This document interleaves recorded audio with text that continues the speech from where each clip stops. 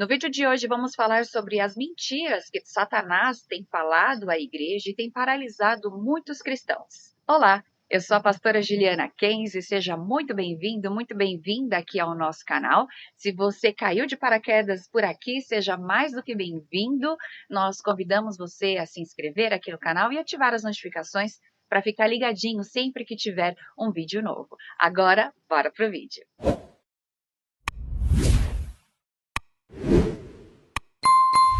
Hoje, então, nós vamos falar sobre as mentiras que Satanás tem colocado no ouvido da igreja e que tem paralisado as pessoas.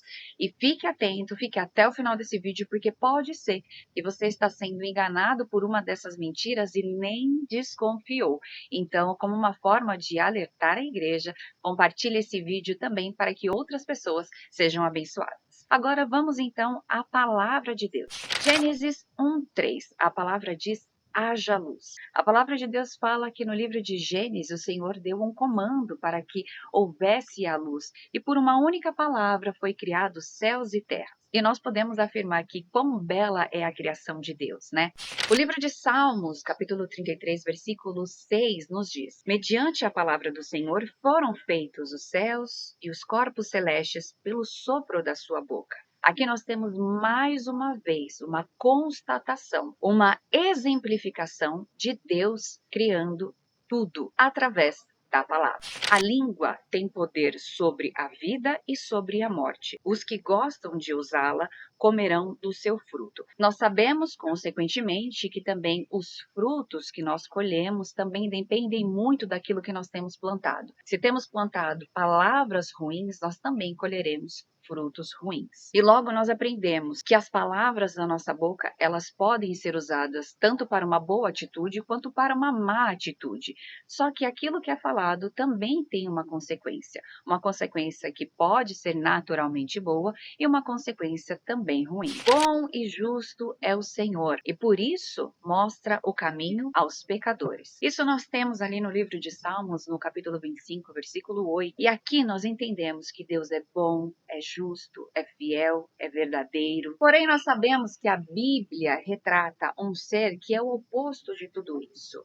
Ele é ruim, é conhecido e retratado muitas vezes na Bíblia como o grande dragão, a serpente, aquele que se disfarça de anjo da luz e que anda ao nosso derredor rugindo, buscando a quem possa tragar. Também conhecido como pai da mentira, este é então Satanás. Na primeira vez que Satanás é retratado na Bíblia, ele aparece ali no livro de Gênesis, no capítulo 3. Ora, a serpente era o mais astuto de todos os animais selvagens que o Senhor Deus tinha feito. E ela perguntou à mulher: foi isto mesmo que Deus disse? Não comam de nenhum fruto da árvore do jardim? E aqui nós temos uma dúvida. Foi isso mesmo que Deus disse? Aqui nós podemos fazer uma reflexão, porque nós, no nosso dia a dia, muitas vezes recebemos algumas informações, algumas mensagens que chegam à nossa mente como uma forma de dúvida, justamente para duvidar daquilo que Deus já falou. Então aqui Eva, ela ouviu aquela dúvida, ela pensou e teve uma atitude, essa atitude foi errada, mas foi baseada numa dúvida, ou seja, aquilo que Satanás colocou na mente dela foi uma dúvida, uma falsa verdade. O que nós podemos falar de uma mentira muito bem elaborada, mas de forma sutil. E a segunda palavra também, que é mostrada aqui para nós nesse versículo, também mostra essa falsidade de maneira sutil. É certo que não morrereis. Ou, em algumas traduções, certamente não morrerão. Então, nós temos aqui mais uma vez uma amostra da sutileza de uma mentira. Então, Satanás tem usado essa prática da sutileza, da mentira, para enganar não só ela, mas desde lá de trás. Hoje, muitos cristãos são enganados através dessa sutileza de mentira que Satanás tem colocado na igreja. E aqui nós podemos aprender que nós temos algumas consequências quando nós colocamos na nossa vida práticas como a mentira. A palavra de Deus fala que Satanás é o pai da mentira e que Deus é a verdade. Então Deus não fica feliz quando nós mentimos, afinal estamos fazendo algo que não é natural do nosso pai. Nosso pai quer que nós sejamos como ele e não como o pai da mentira, Satanás. Porém, muitas pessoas têm dado ouvido ao pai da mentira e têm praticado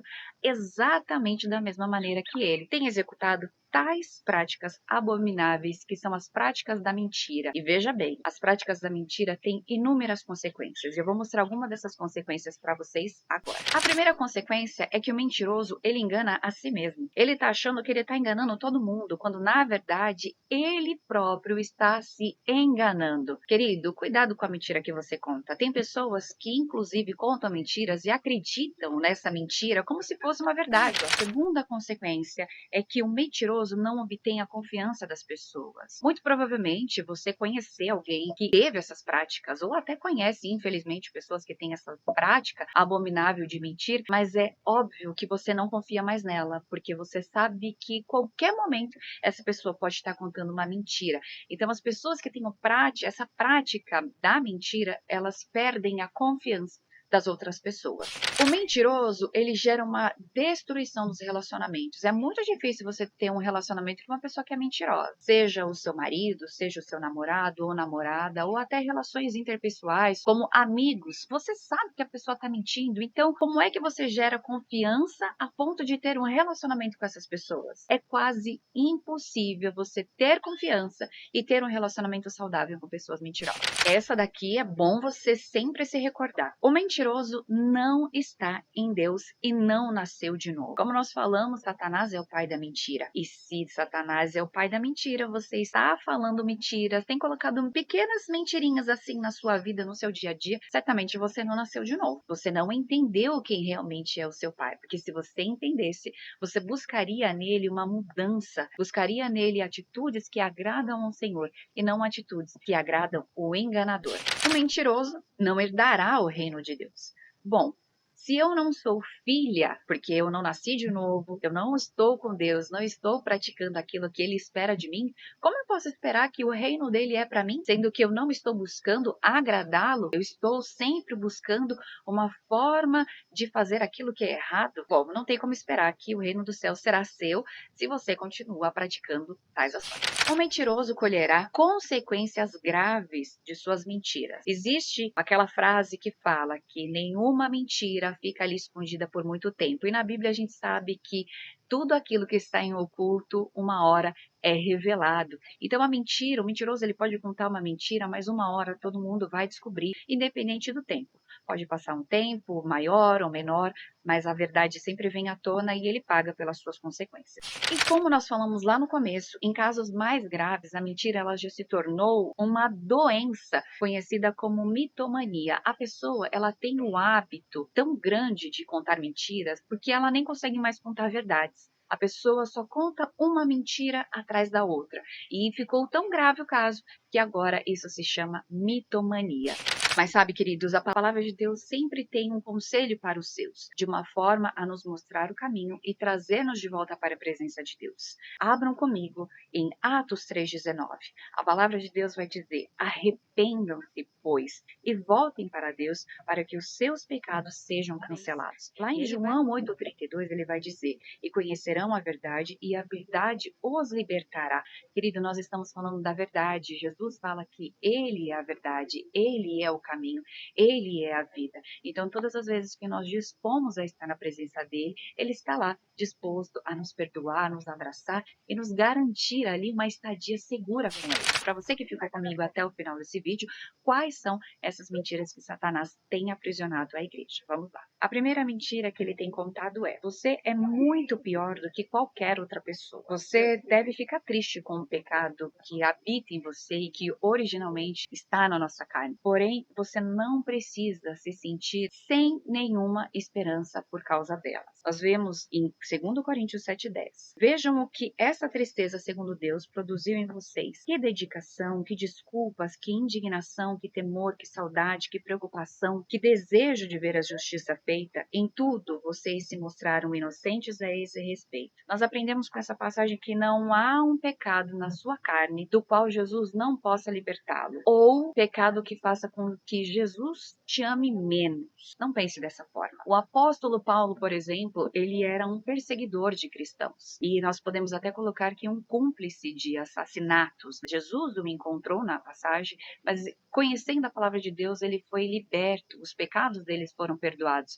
Ou seja, não existe nenhum pecado que o afaste da presença de Deus a partir do momento que você resolve se colocar na presença de Deus e pedir perdão a Ele pelos seus pecados. No livro de Hebreus, nós temos mais uma confirmação sobre isso. Portanto, Ele é capaz de salvar definitivamente aqueles que, por meio dele, aproximam-se de Deus, pois vive sempre para interceder por eles. Vamos ver qual é a próxima mentira que está sendo falada e você tem acreditado? Você caiu de novo. Não há esperanças para você. Jesus, ele sabia que Pedro, em um momento de fraqueza, o negaria. E então, antes de nascer o sol, Pedro negou a Jesus 3 vezes. Agora, isso significa que Pedro, ele era um perdido? Não, claro que não. Mas você pode pensar, Pedro era diferente, Pedro era um apóstolo, Pedro era o grande Pedro. Porém, Pedro, ele não foi um grande apóstolo no início. No início, ele era o Pedro com os problemas, com as questões dele a ser resolvidas. Pedro se tornou o grande Pedro que nós conhecemos hoje no final, logo depois. Ou seja, Pedro era apenas um jovem, assim como eu e você na caminhada cristã. Mas o que a palavra nos fala? Ainda que tropece,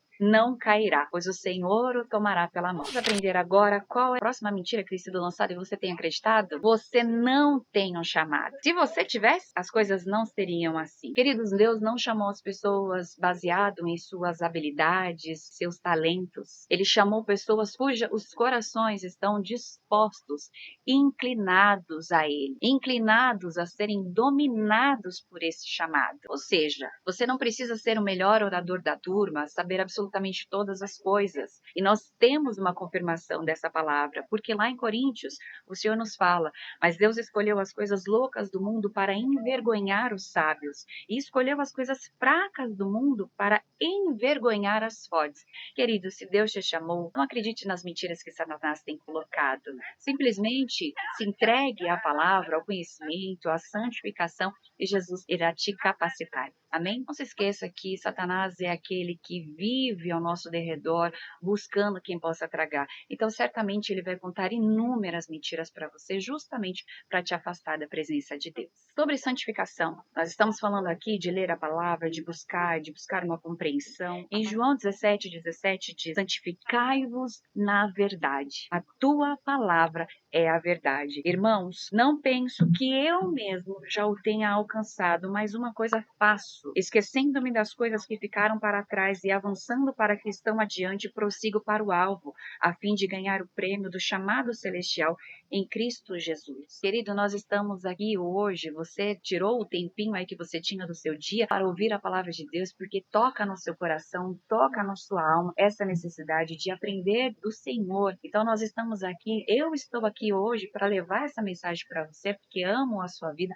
e amo a palavra de Deus e entendo que a verdade de Deus, ela é magnífica, ela muda a cada um de nós. Não deixe que as mentiras que Satanás tem falado te bloqueie. Pare de acreditar nas mentiras que ele tem falado. E não se esqueça que as mentiras que ele fala, ela tem uma base. E a base dela é te parar. A partir do momento que você acredita naquilo que ele tem falado, você tem parado. E a obra do Senhor, ela precisa avançar. Acredite naquilo que a palavra de Deus diz a seu respeito. Você é amado, você é querido, mas não se esqueça que só Jesus é a verdade, é a vida, é o único caminho. Se você gostou desse vídeo, não esquece de deixar aqui o seu like, deixar um comentário e mandar para outras pessoas para que elas também possam ser abençoadas com essa palavra.